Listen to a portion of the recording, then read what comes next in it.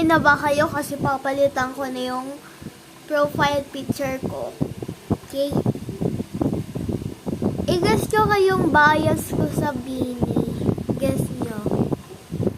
Hindi yung profile ko papalitan ko yun eh.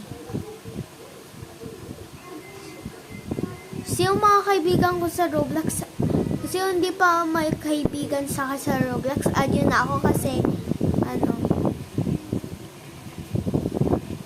titignan ko muna yung avatar nyo, tapos gagawin ko kayong wallpaper, tapos gagawin ko wallpaper yung account nyo.